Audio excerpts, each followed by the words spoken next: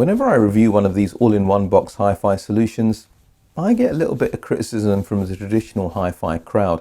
Comments such as, "That isn't proper hi-fi.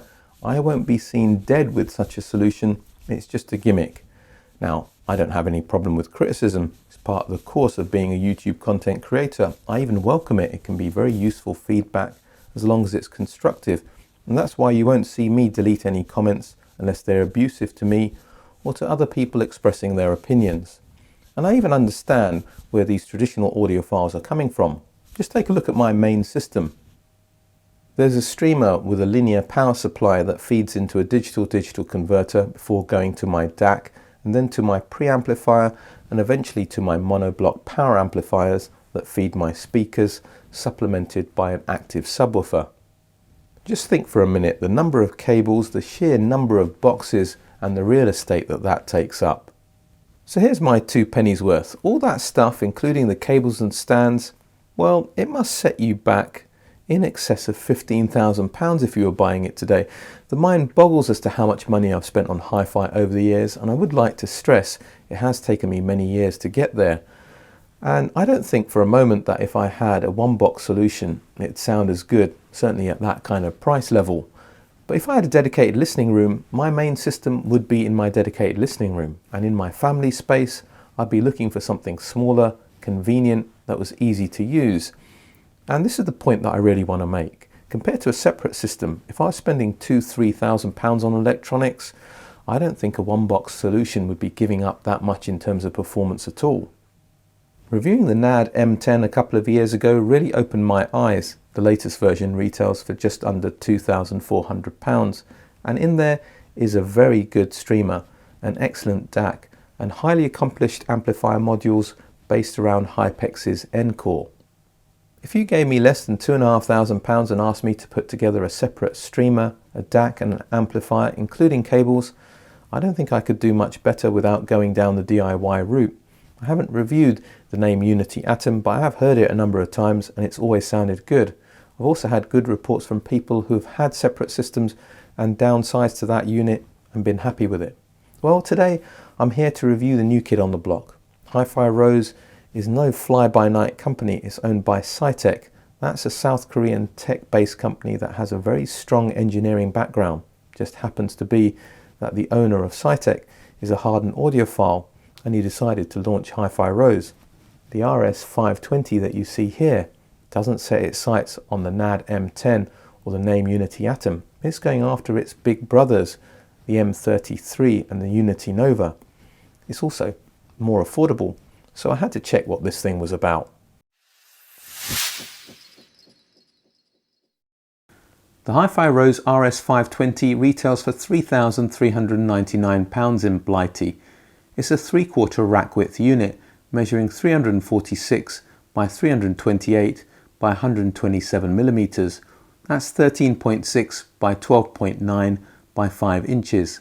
The thick aluminium chassis imparts a feeling of quality and contributes to a reassuring weight of 8.4 kilograms or 18.5 pounds. However, it's going to be the 12.6-inch LCD touchscreen that will endure as the most striking feature. Connectivity is impressive with all the digital inputs and outputs most would desire. There's an eARC HDMI input so you can connect to a TV and use its remote to control the volume and automatically switch the device on and off. The RS520 also has an analog RCA input, HDMI output, pre-outs, as well as 3 USB 3.0 ports. One of them's used for the Bluetooth Wi-Fi dongle, but the other 2 can be used to connect external media storage devices. Controls can be accessed through the front display. You can access streaming services from Apple, Spotify, including Spotify Connect, Qobuz and Tidal. RoseTube allows you to play YouTube content without adverts. You can access your music library either via the NAS drive over the network or directly if you attach USB drives to the ports at the back. Rose Home is their proprietary interface. There are a couple of internet radio apps. You can enable and disable inputs and outputs, attach a CD drive for playback or CD ripping, and access a whole host of features through the settings menu, some of which I'll cover later. All that functionality is replicated through the Rose Connect app, which will work on iOS, Android and PC devices, whether using the display or the Connect app via your phone or tablet. It's a very slick user interface.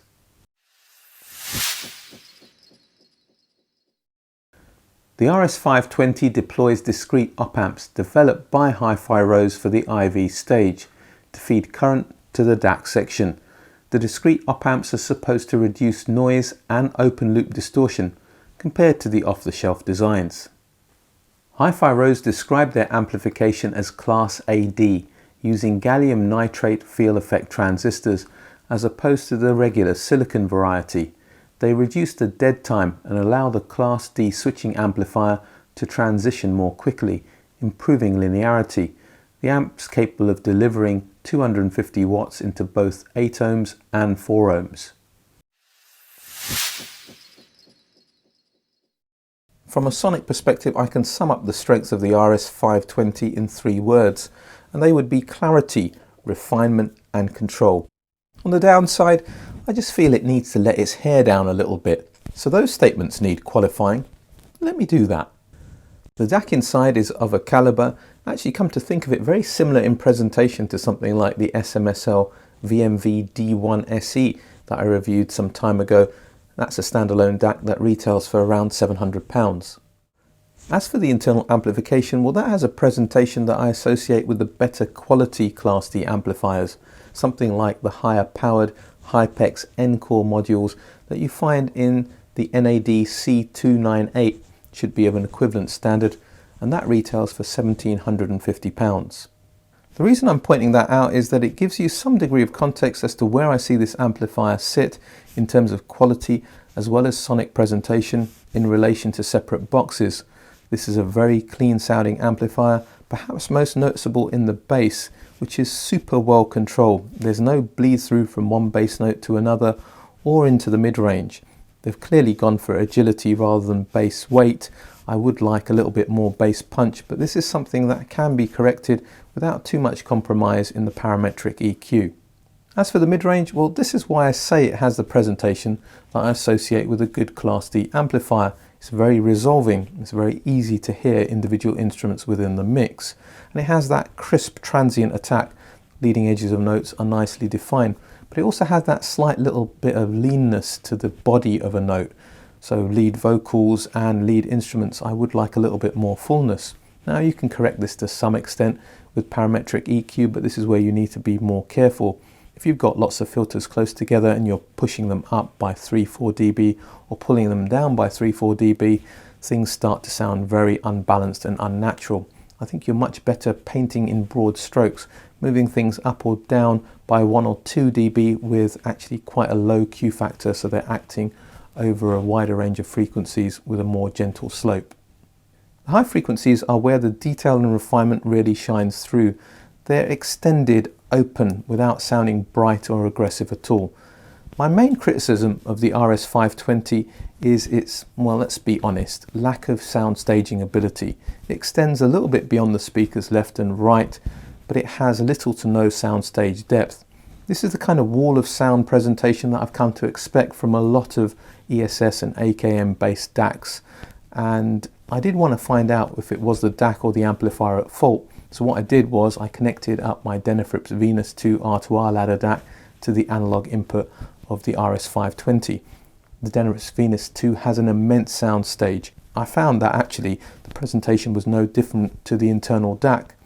I have a feeling what might be happening is that the incoming analog signal is converted to digital from PCM to PWM, something that I'm not going to get into now, but effectively it's digitized and then fed to the amplifier section directly, and that would account for that presentation. People are bound to ask me, how does it compare to the NAD M10 that you reviewed? And I should point out that that unit went back a long time ago, so I can only make a general comment.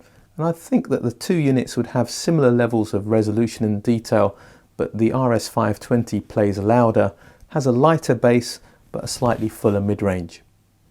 What I did have to hand was the Hegel H190, which retails for a similar price to the RS520.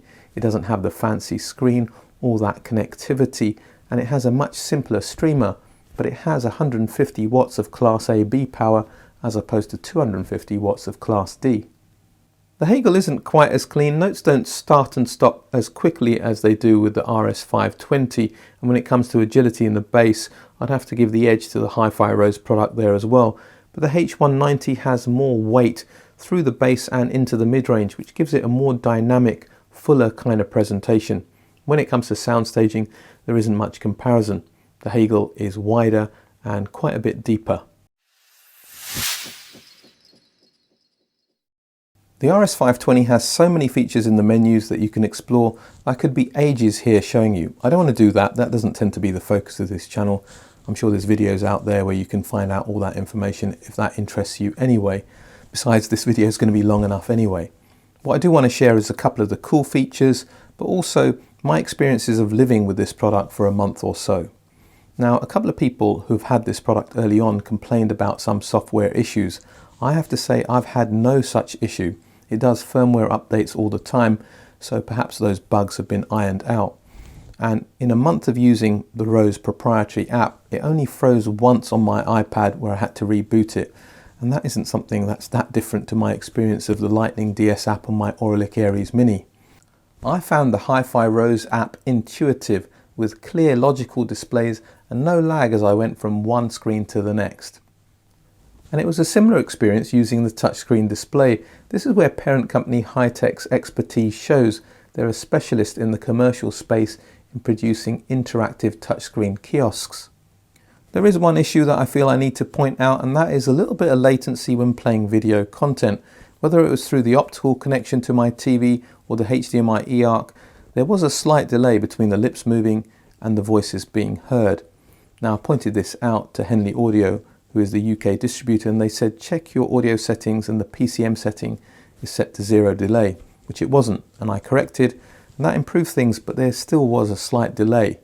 Now, I wanted to make sure that this wasn't my TV, so I connected my DAC through the analog input, and it was the same issue. And when I connected my DAC to my other amplifiers, the issue went away. So I'm pretty certain it's something going on with the HiFi Rose RS520. There's perhaps an easy fix for this in the software updates, the firmware updates that they do. Perhaps it isn't. And for some of you, it's going to be a deal breaker. For others, it will be a minor irritation, but I did think it was important to point it out. In the settings menu, under audio settings, there's a 5-band parametric EQ that allow you to adjust the frequencies by plus and minus 10 decibels, as well as the Q factor, which determines how steep or gradual the slopes are. A low Q is a gradual slope, a high Q, a steeper one, acting over a shorter range of frequencies. The other thing I think is pretty cool is under the display settings, where there's an option to choose the color and style of the VU meter you want to bring that feeling of nostalgia. It only works when you're using the streamer as opposed to externally connected sources, but it's still a fun feature. As for partnering equipment, the only speakers I tried that didn't work were the Amphion Argon 1s, a slightly lean sounding speaker with a slightly lean sounding amplifier, just produced a flat and lifeless sound. The neat petite classics combine to display the clarity that both the speakers and the RS520 are capable of, even though the tonal balance would distinctly favour the analytical audiophile.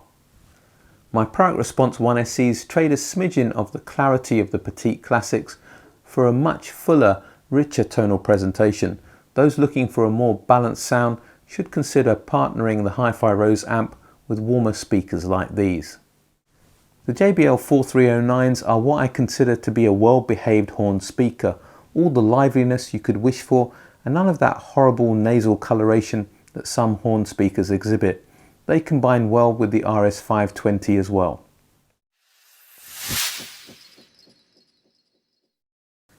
The HiFi Rose RS520 has all the hallmarks of a premium product: substantial build, first-rate finish, and a user interface that demonstrates the expertise that the parent company has in this area. As for the sound, it's as detailed and refined as the very best amplifiers around this price, with a power amplifier section that has enough power and control to wrestle with some very demanding speakers. The RS520 makes for a compelling proposition.